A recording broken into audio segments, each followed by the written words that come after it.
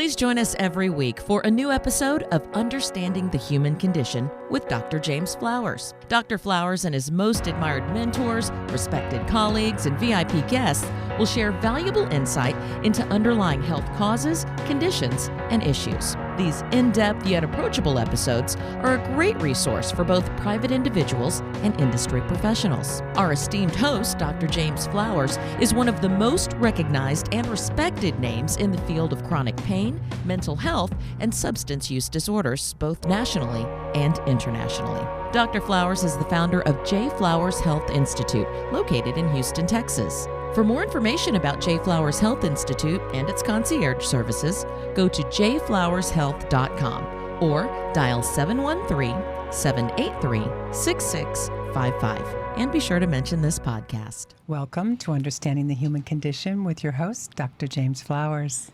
Hello, everybody. Hello, you. How are you? Was that your podcast voice? That was my podcast voice, yeah. It was very nice. Today's going to be a little here. bit different. Yeah. We're going to do this a little bit different today. Yeah. Yeah. We have Dr. Stanger, Louise Stanger. Yes. My dear friend and colleague. And we're just going to have a conversation. Mostly about a book. Mostly about addiction in the family. Yes. Right? We're going to talk about a few things, but how are you? Well, first of all, I'm so excited to be here in Houston and to see and visit J. Flowers Health Institute and to see how it's burgeoning. Yes. And all the many, many clients that you're helping Thank you. thrive. So I'm really excited to be here. Thanks so much. And you know what? We might as well say is that you flew here after you've had both of your vaccines. Oh, yes. Robin has had both of her vaccines. Yes. I've had both of my vaccines. And now the CDC says that we're indoors. And we've all been vaccinated. Yeah. We don't have to wear masks indoors, right? With each other. Yes. So we chose not to wear masks right now because we're all vaccinated and feel good and healthy. And so I'm grateful for that. You know, something we can talk about. You live in California. We live in Texas. You know, the governor of the great state of Texas tomorrow says, mask off, everybody. No big deal. What's your thought on that, Dr. Louise?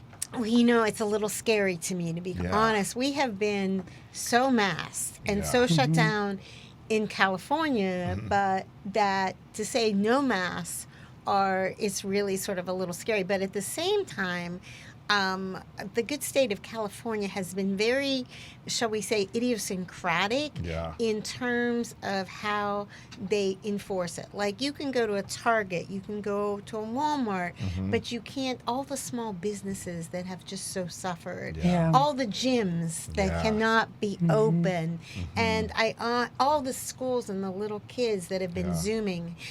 Your own daughter's gym, Box Union. Oh, Box Union has been shut since March 11th of this year. And I just wonder about the efficacy of not allowing people to box or to do any type of exercise within social distancing. I don't know that was the wisest move. We go here in Texas, I go to the gym, multiple times a week and wear my mask. And it's mandated we have to wear our mask. And even in the state of Texas, even though the governor is saying mask off on Wednesday, reopen 100%, no need for masks, what have you, almost every business that I go to has a sign on the door right now, and gyms that says we will continue to enforce masks while you're in our business. And so I'm great with the business being open. I'm so happy that people are reopening and we're able to do things. And I'm really happy that they're saying to continue wear masks, right? I totally agree. I wear masks everywhere, and now they've become a little bit of a fashion statement because you do know that you have I your like Fendi mask and No, your Gucci mask. I forget I have mine on. Yeah. I got out of the car and gave the valet, and I was searching for my mask, and he says, "What are you looking for?" And I said, "My mask." He said, "It's on your face." They've become like glasses on your I head. didn't even know that. And you become really attached to them. What do you think the last year, Dr. Louise, has done to the human condition around the world? Oh my God, I think, we all know anxiety and depression has escalated, mental health. There has been an increase in substance abuse. When we look at suicide, Yeah. We know that youth suicide, teen suicide has been up. We also know that suicide of older male adults has been up. I think that we have lived inside, and I've written about it, a trauma bubble, and that we're floating as if, we've learned how to love people as squares. I mean, always through Zoom, and we've learned how to, maybe cook more at home or bake more at home. Yeah. But nonetheless, this has been the strangest place where we've lived in fear. Yeah. You and I didn't get to see each other in person for almost a year. I saw you in January of 2019, and then didn't see you really the rest of the year 2020, really. 2020 because of it. And I remember talking to you on the phone, and, constantly, but March, April, May, June, and you were experiencing your own form of distress, right? You are someone that is 21 years old at heart and in brain, and you like to travel, and you love to exercise, and you love to go to the gym, and you love to swim, and you travel all over the world for work, and you were in Palm Desert. Stuck, right? Stuck. Not being able to do anything. And LA was shut down, and you were paralyzed. And it affected your own human condition. We had many long conversations about a little bit about depression, my depression, your depression, about we both were on airplanes 3 or 4 days a week. And all of a sudden it was just stopped. Absolutely. It was like the world stopped, and all of a sudden we weren't able to. I can remember so clearly, I was speaking at Providence Medical Center in Bremerton, Washington. That was the last public speaking job I had. And, I was talking about chronic pain. Yeah. And I was talking about you, as well as I was talking about trauma, how ironic. And there was rumblings there, just little tiny rumblings. And they were talking about a plane. A plane was coming. And that didn't bother me because I was arrogant and ego-fed, and I was about ready to hop back on a plane to Palm Desert because I was really excited. I was going to teach family mapping the next week at a treatment center somewhere in Utah that I had never got to teach that at. Right. But the world stopped. That was the first. That where I was actually Bremerton, Washington. Everett, Washington was Providence Medical Center. That is where the first plane came in of people with COVID. And I no more thought about COVID than the man in the moon. It was nothing about me or nothing about anything. And then suddenly the world stopped, and then we didn't believe. Yeah. And then all of a sudden we went, well, I guess this is really serious. Yeah. And I remember talking to you while you were up there, and it was just so like, what? Really, really challenging. It really was. What's so interesting, some people gained the COVID-20, right? Yes. Ate their way through COVID. Some people turned it into exercise. Some people isolated and became depressed. Some people, we all handled COVID very differently. I'll ask you in a minute how you handled COVID. But the energy that Dr. Louise has, she put it to good work. And what Dr. Louise decided to do, since she was, quote, stuck in the desert, is what did she do? She wrote a #1 best-selling Amazon best-selling book. It's like, what else do you do? Write a book. Yeah. Addiction in the Family, Helping Families Navigate Challenges, Emotions, and Recovery by Louise Stanger, Dr. Stanger, of course. That's awesome. I've read it a few times now. Yeah. We give it to all of our families at the J. Flowers Health Institute. It's an amazing book, giving it to the treatment programs with whom I work. And it's been a great gift to therapists around the country as well. So kudos to you for putting your brain and your energy to work during COVID when you were in the house.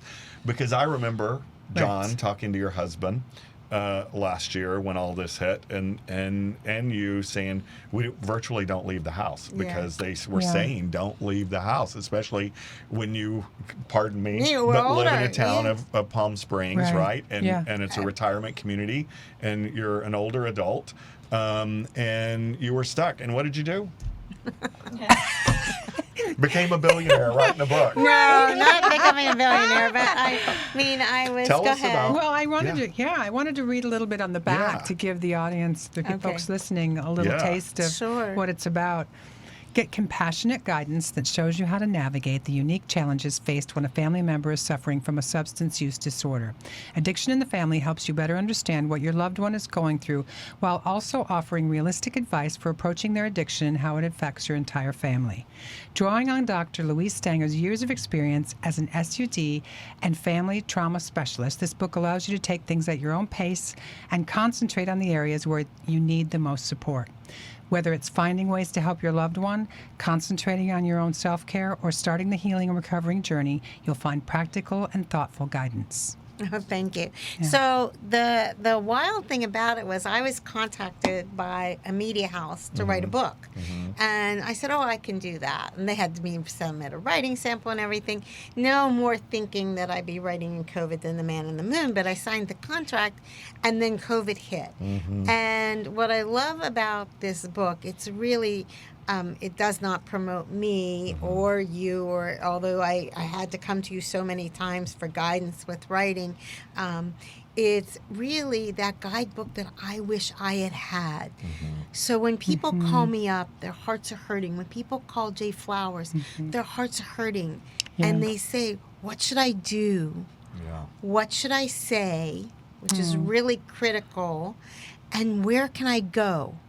Yeah, it's a thread I've heard for many, many, many years from mothers and fathers and husbands and wives and children looking for treatment and not knowing who to call, what to call, how to find a program, how to talk to their loved one, how to deal with their loved one.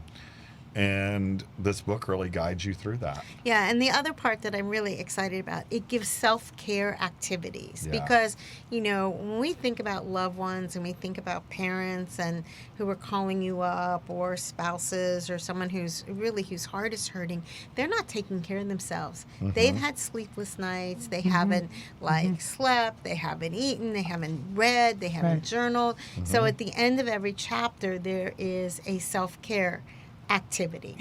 And page 49, a self-care activity. Every morning when you wake up, write 3 things you're grateful for. I am grateful for blank. And then it goes on and it says, I am grateful for 3 times. And then before you go to bed, repeat the exercise, writing 3 new things that you're grateful for 3 times. So it's writing. The process of writing 6 positive things that you're grateful for does a lot for this brain, doesn't it? Yes, and you know, this is evidence-based. Edmonds was the great positive researcher that said if we can remember to write 3 things every day that we're grateful for, and they change over time. So today it might be I'm grateful for the sunshine, but later it's like I'm so grateful that I got this phone call, that I got to be with you. You know, they really increase in sophistication, so to speak.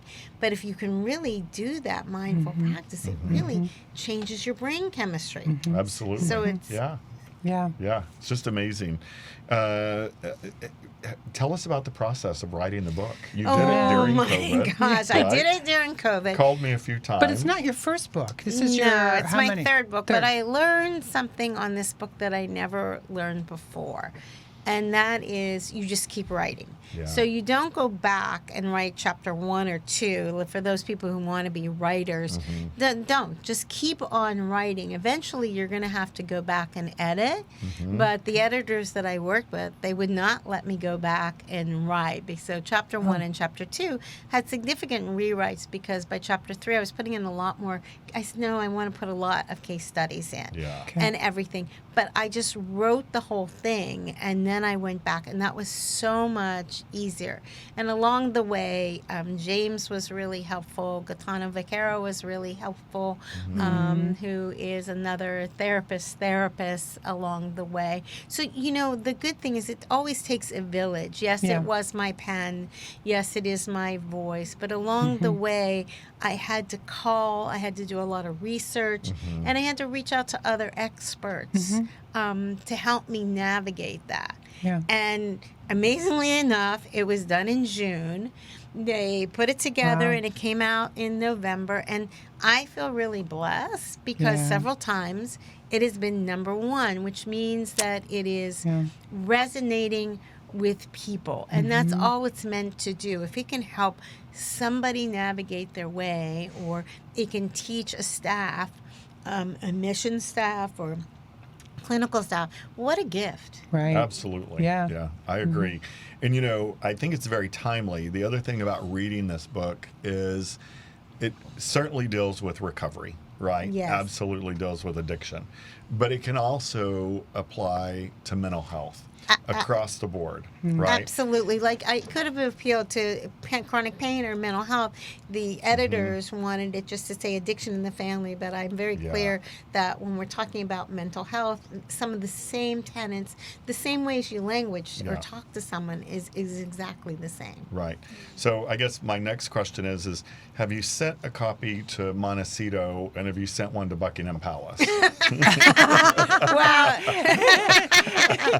Funny that you mentioned All that. right, funny you should mention that. I do have a blog that came out today. Yes. Which really talks about, like, I truly hope, there is so much family hurt, so much family pain, so much angst and mental health that, I was fairly presumptuous today in offering both Montecito and the Palace clinical skills, because I know that, like, for example, you and I have done family intensives all across the world. Sure.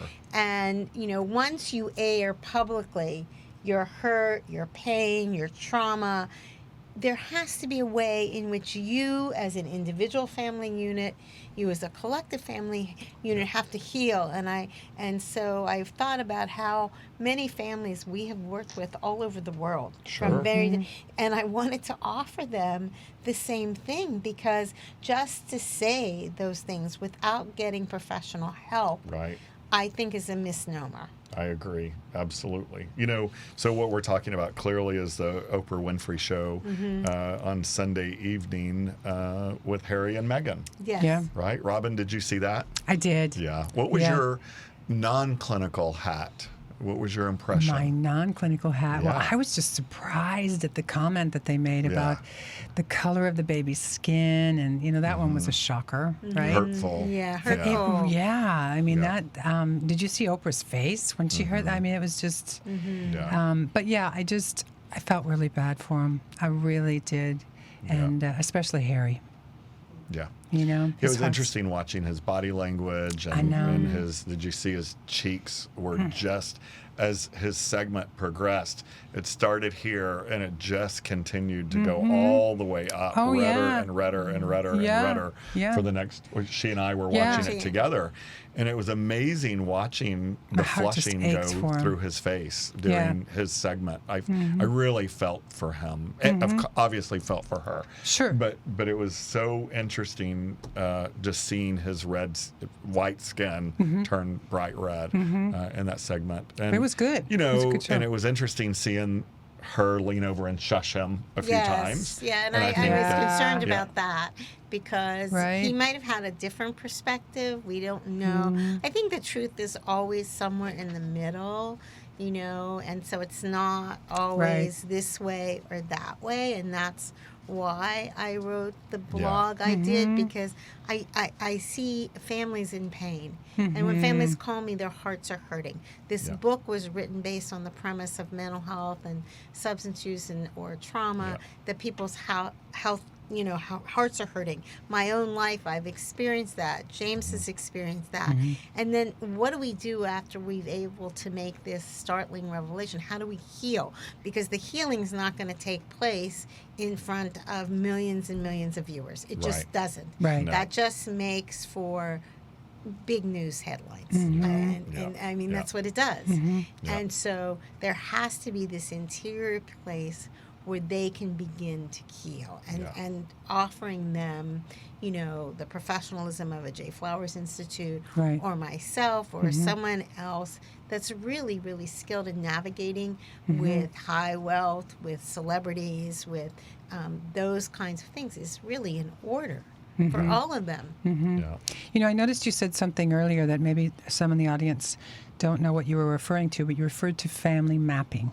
Can you expand on that? Oh, well, I'm sort of infamous for family mapping, but family mapping is merely a way into story. And with every family I work with, I invite them to tell me about their family. And I do this sort of pictorial drawing with lots of colors and everything that allows people to see where they came from, generationally, but also where they're going. And it makes you feel not alone. Yeah. So it takes about 90 minutes to do, and sometimes I'll interview multiple people will tell me something different about the family.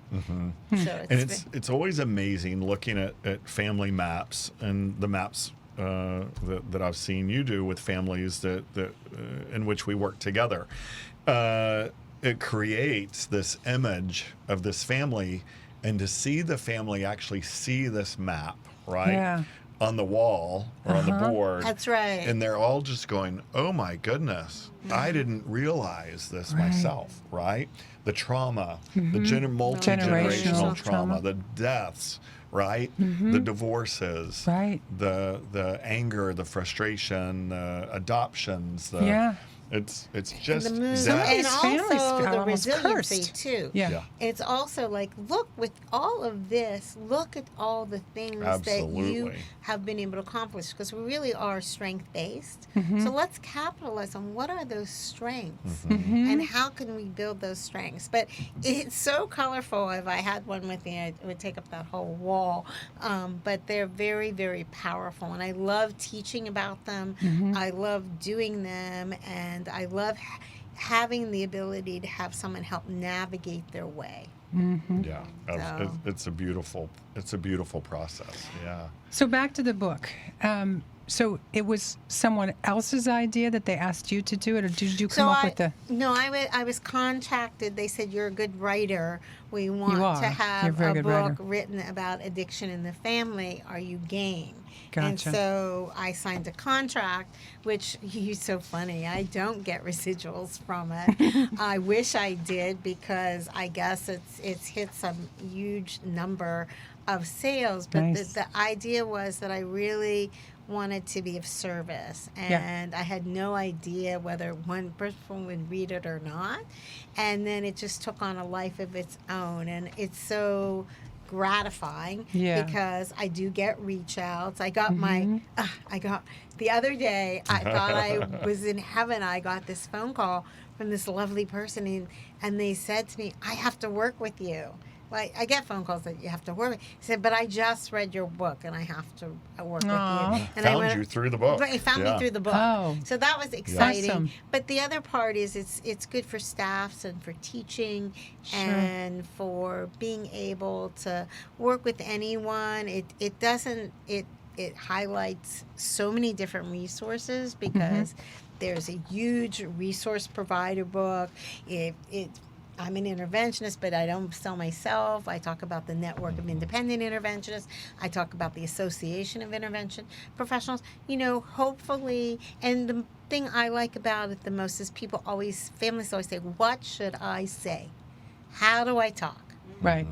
And if the ways in which I suggest, which are not always just my ideas, they're really well-horned ways of communicating. If that can help a family change the trajectory, then wow, what a gift. Right. Yes, absolutely. What do you think the single best piece of advice in the book is? I guess it's the same thing I said earlier. I think families, I give families no-fault insurance. Yeah. I say that families did the best they could do with the resources they have, and now they can learn to do something differently. I don't go into, there's a big argument in the literature or in the field, like codependency is a dirty word, codependency is really good. People love. And the question about loving is, does my love do more good or more harm? And that's really the way you look at it. If I bail you out of jail, is that a good thing or is that harmful? Yeah. If I lie and call your work, is that good or is that bad? To what extent am I self-soothing myself? We worked a lot with chronic pain patients, and I remember a chronic pain family, which is a different way into intervene of all. There would be this little rapid-firing little angry little person, telling them that they had chronic pain, they couldn't get out of the room, they had to give them food, they had to give them everything. And was that, he knows what I'm talking about. And ultimately, that wasn't helpful. It was harmful. And so really having families take a look at their behaviors and giving them the courage, because someone had to give me the courage at one time. Yeah. You know, the courage to be able to say, I love you so much that this is what I'm willing to do and this is what I'm not willing to do. Yeah. What I was actually laughing at is you must have been my mother's therapist, because when you were talking about, do I love you this or do I love you that? I can remember calling my mother in college saying, would you call into work for me, please? I can't go to work today. And she would just hang up on me. I love that. Like, no comment. Just hang up. In other words, get your butt to work. Right? And I did. Yeah. Absolutely. Oh, yeah. she knew her lane. Did she call to make sure you made it in? Oh, no, she knew I needed it. Oh, yeah. Yeah. But your mom, It's hard. Speaking of your mom, she was quite remarkable. She reminds me of Richard Branson's mother. You know, Richard Branson is like, I just think he's amazing. But like Richard Branson, I remember your mom allowed you to travel across country on a bus. When I was 10 years old. When he was 10 years old, he was traveling cross country on his own. Now, I'm not sure. By myself, on a bus across the United States. And he had all these She'd adventures. go to jail today. You Yeah, know? right. Child abuse. Yeah, for sure. Yeah. Yeah. But I don't know that I'm. My sense of adventure. He definitely had a sense of adventure. But I think so much we're so afraid that we're going to do more harm than good. But being able to let go or let someone experience what their behaviors are is a real gift. Yeah, absolutely. Yeah. You know, something personal about you that I'm looking at is you're a collector of art. You love art, and you love butterflies. I do. Tell us about the sweater and the butterflies on the sweater. Oh, well. Or tell us about Story? butterflies. Well, butterflies, when I first started out and I called my company, the joke is that I came up with all about interventions because I thought I'd be first in the yellow pages. Okay, so With an A. with an AAI. But I loved butterflies, and so my logo was a butterfly because I always thought that you could emerge from the chrysalis. Yeah. And obviously, I've done a lot of work, or I did research also, not only in alcohol and other drugs, which I had about several $1 million of NIH and AAA grants, but I did it on grief and loss, is in particular widows and widowers who were widowed at a young age, and I saw them as emerging from the chrysalis and everything. So and then obviously with my first book, Falling Up, I even the book itself, the way the layout is, each chapter has a butterfly, but I fell in love with a piece of art by David Krakow, and is, I forget the exact name of it, but it's a big metal sculpture of a heart with butterflies. But Krakow was influenced by a poem saying, I never saw another butterfly, which was written by a Hungarian man who was in a concentration camp. And he never really got to see another butterfly. So Krakow uses the butterflies as a juxtaposition for emerging, but also tragedy. And I think so much in the life of people that we have that we're helping them emerge from the chrysalis. We're helping them emerge to be the person that they're meant to be. We're helping them rewrite their story. And yet behind that story is fraught with whatever they've experienced. Right. So I guess, and today I just serendipitously brought this with me, and I thought, It's beautiful. I love the butterfly. And you have your heart and your butterflies. I have my heart and my Well, and butterfly. speaking of stories, when's your book When's your coming book out? coming out? Oh gosh, we're not going to talk about that today. It's we're not supposed to mention that, but it's in process. Okay, all right. Good, Maybe we'll have to edit that out. Maybe good. we will. Well, I must say that I do love writing with Dr. Flowers, and have had the privilege of sharing a podium with him. Yeah. And one of the things that I guess if I put in my little wish list is that we get to do that again. We get to be on somewhere, not just on Zoom, but in the public eye. I think that Jay Flowers Health Institute has much to contribute to the world, to integrated wellness, and it's Yeah. really exciting Yep. to see it in action now. Yeah. The work You've that we seen us do, I grow. think, is important, as you and I have talked about, in doing comprehensive diagnostic evaluations pre-placement, right? And placing someone in treatment prior to really understanding that diagnosis, and it, I think, is premature. I think that you waste so much time in so many treatment programs, the best treatment programs in the world, right? My own treatment programs historically is we put people in treatment not really understanding who they are and what that diagnosis is, because there's no doubt in our minds that there is a juxtaposition between substance use disorder and addiction, right? They are mental together. health. I'm Yeah, sorry, mental mental health. Thank you. Yeah.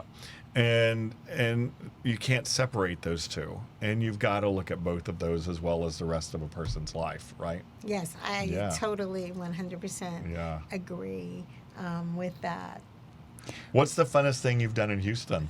Oh, the funnest thing I've done in Houston is This podcast. Is this podcast? Oh, yes. Is this podcast is actually getting to see the heights. Yeah.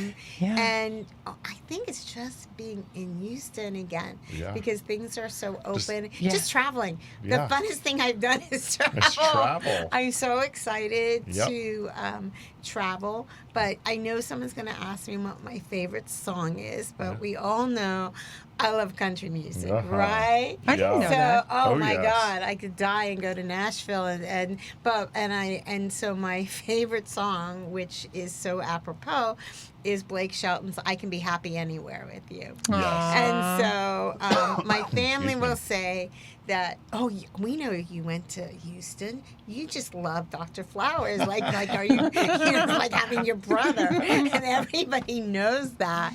And then they'll go, oh, my goodness. When you your know. daughters call in Houston, I just pick up the phone and say, hey. That's right. That's right. You know, They're like, oh, Mom, I forgot Mother's with you. Are you- I'll call her right, next that's tomorrow. right. Are you going to any certain restaurants? Did you have any planned or? no, I No? had Chef Flowers. Yes, I had absolutely. wonderful, yes, I had Chef Ribeyes. Flower, ribeye. Yeah. So I didn't, it's not so much that you go to a restaurant, it's you have no idea what it's like Yeah. to suddenly feel like you're free, Yeah. that you Little are back to safe, normal. and maybe that's what the Yeah. vaccine does for Mm-hmm. you. It suddenly gives you this sense of safety. Obviously, you still want to be really mindful. Right. Of There course. may be Yeah. variants out there, but like the world can be open again.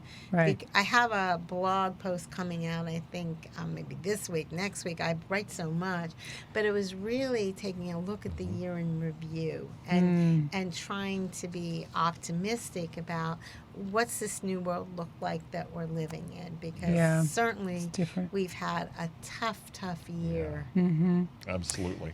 Are you planning on going to West Coast Symposium, Dee McGraw's conference in La Quinta later this, June? I'm trying to sort that out. I Yeah. love that conference. We've the last time I was there, we spoke together.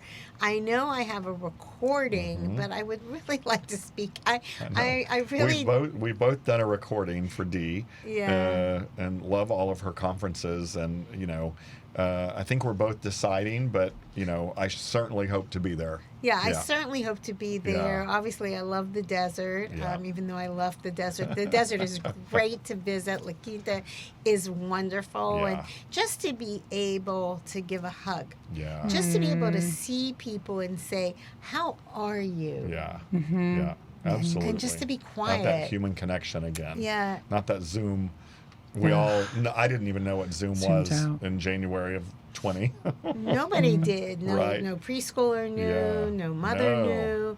No What a parent year. knew. Yeah. We've lived in Zoomatopia. Well, I'm so glad that we were able to do this here in person today. Yeah. Anything else that we need to Yeah, cover we've and run talk out of about? time. We're No, way over time. We're what? We've run way out of over time. time. We're way over time. But that's okay. No. Well, you know We what? lost track of time. I'm just so grateful to be with you and to be able to Likewise. share. And, those are people that know me know that I work in a high acuity capacity, and I love doing family intensives. I love speaking. I love writing. And I'm so passionate about my work, and I'm so passionate to see how J Flowers Health Institute just continues to bloom. Thank you so Use much. that analogy, and to know that there's so many people out there doing such good work helping others thrive. What's one thing that all the people in the addiction and mental health world in the United States that know you don't know about you? Well, that's a hard one. That's a hard one. They know I like Soul Cycle, and, Yes. I'm back at Soul, so that's Yeah. really helping me. I didn't know you loved country western music. Yeah. Oh yeah, I love Yeah. country western music. Actually, I think most people think I'm very extroverted, Mm-hmm. and I'm actually a very private person. Mm-hmm. And for real friends, Mm-hmm. they're very, very small, and that it still takes a lot of courage to speak, to write, and to work. Yes, it does. And you do fantastic. Yeah. Robin, what about you? What do all the people in the world not know about Robin Friend? Good Lord. I don't even know.